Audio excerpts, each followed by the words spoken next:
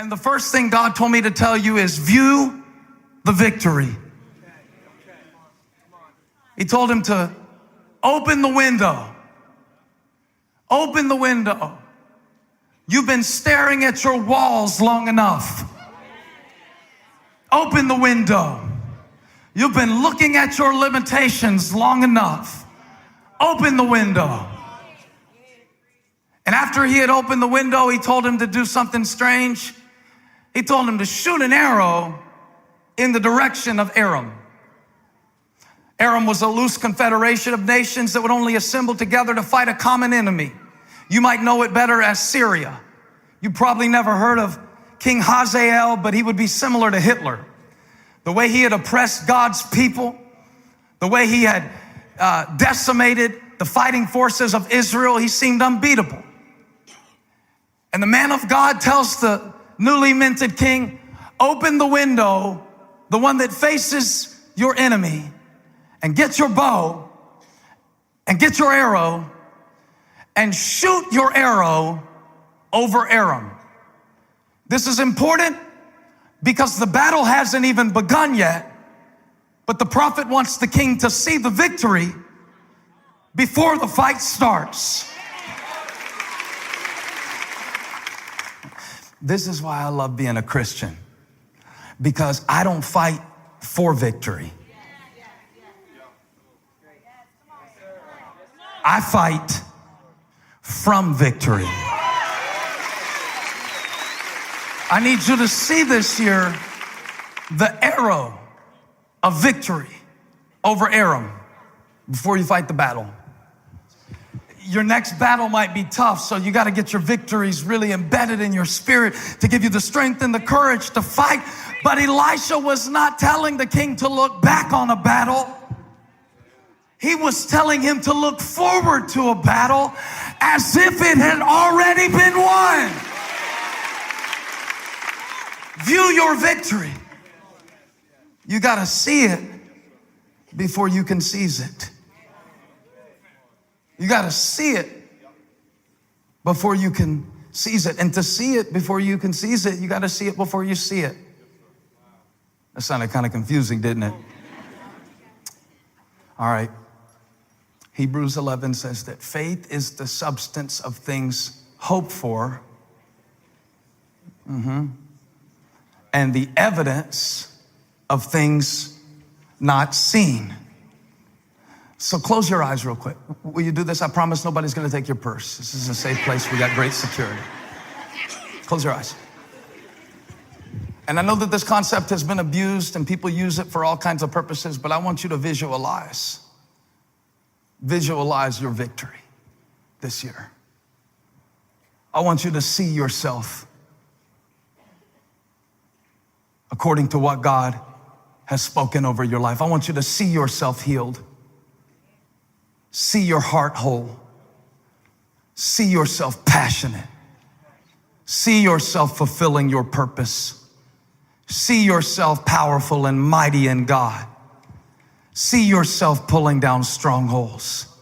See yourself free from pornography, free from drugs, free from alcohol. See yourself loving. See yourself kind.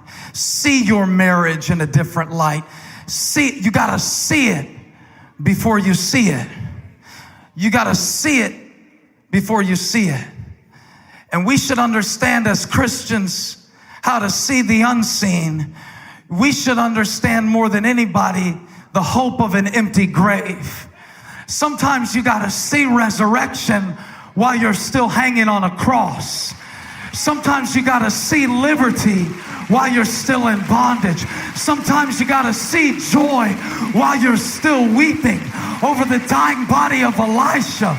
My faith is the substance of things hoped for and the evidence of things not seen. I see an arrow flying over Aram. I am more than a conqueror through him who loved me.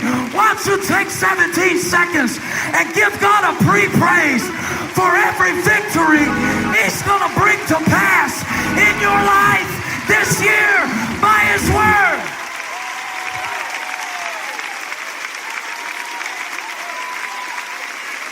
This is called a preview praise. This is when you see yourself in the future stronger than you've ever been, wiser than you've ever been, and you rejoice in advance like it's already done. I got a preview, I win.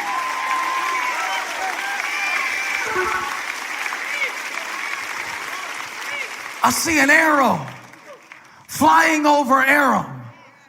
Everybody's got an Aram. Everybody's got something oppressing you. State of mind, situation in life, emotional dysfunction.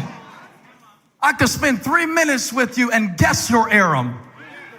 I've been pastoring people a long time. I know I look 23, but I got experience.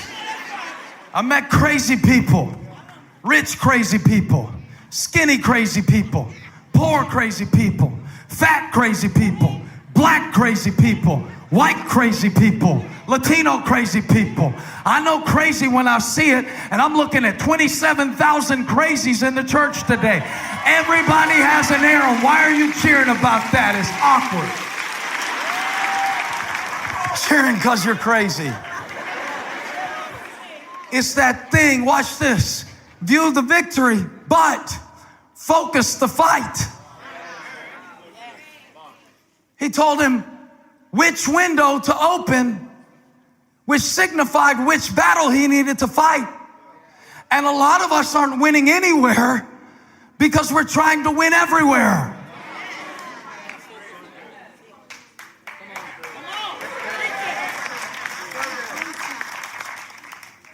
Y'all don't remember this scene, but Rocky told Paulie, he said, I see 3 of them out there. He was fighting Drago in Russia on Christmas Day. You need to know your history. And Paulie told him, right, I think it's a word for somebody. He said, hit the one in the middle. I got it coming from the north and the south and the east and the west. And I don't know where to fight first. Any IT department will tell you that you can't do any work if you've got too many windows open.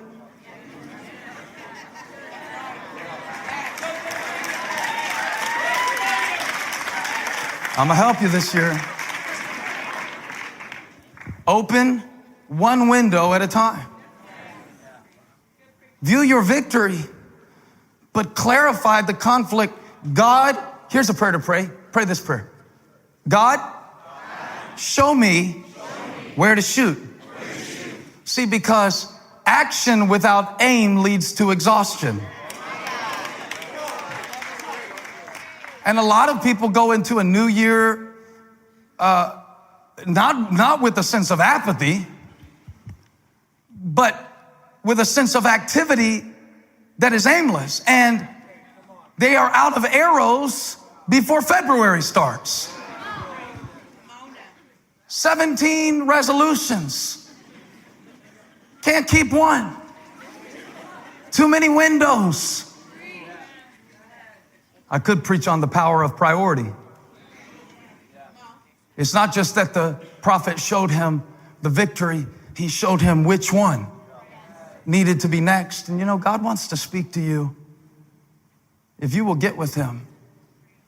The king went down to the prophet, and the prophet pointed not only at the victory, the arrow flying over Aram. Everybody in here has an Aram, and everyone has an arrow.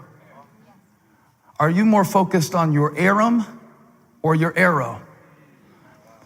A lot of us get so focused on the Aram that we're facing that we lose sight of the arrow of victory. We become discouraged in the fight because we have no focus. Watch the arrow. Because if you look at Aram, you'll always be intimidated. If you look at how big the enemy is, you will always lose strength, heart, and courage. But if you watch the arrow, if you'll look for the activity of God, he will show you where to shoot. He will show you what to work on. And you can't win everywhere at once. I've had to learn this the hard way because I can be a very arrogant person. I can think I can handle stuff I can't handle and do more than I can do until I collapse. And it was in a ministerial meltdown that Pastor Craig taught me the most valuable lesson he ever taught me, and he's taught me a lot. He said, you've spent your whole life trying to figure out how to win. Now you need to decide where to win. Where does God want you to win?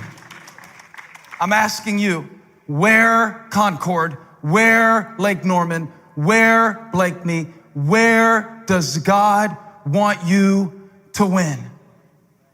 Because you can't win every battle at once. Aram wasn't the only enemy, it was the next one.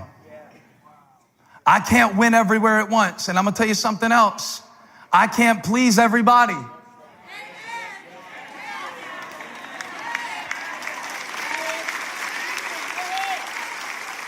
I've got to let some people down in order to aim my life in the direction of my destiny. I can't please everybody. Can you imagine what kind of pastor I would be if I tried to please everybody? Huh? How many times would I have to change clothes during one sermon if I wanted to please everybody?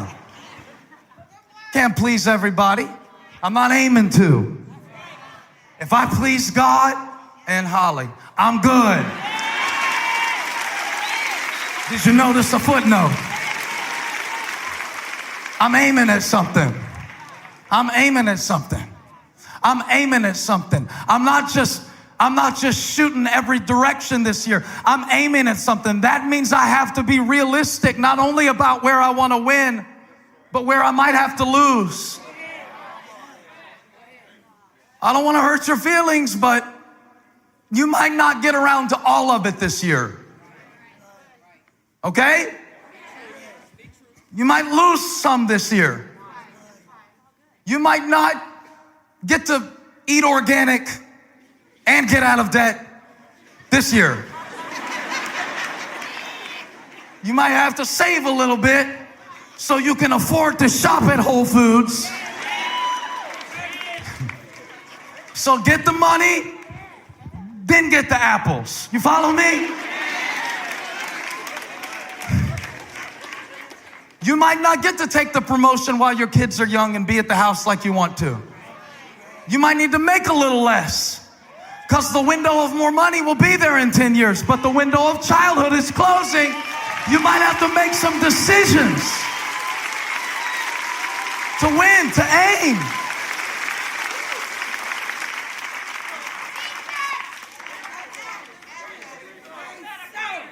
You might not get to take Tina to every dance competition. You might have to teach her that we go to church on the weekend. I'm closing. No, I mean, he said, shoot out the east window. God, show me the right direction to aim my arrows this year. I don't want to waste my time. I don't want to waste my money. I don't want to waste my thoughts.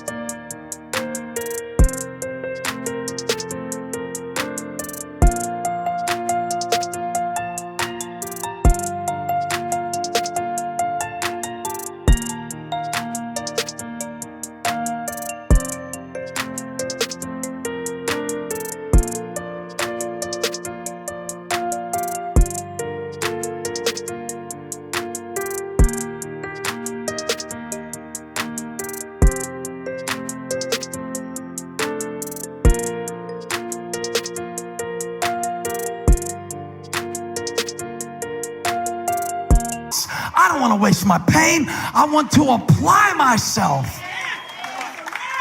in the direction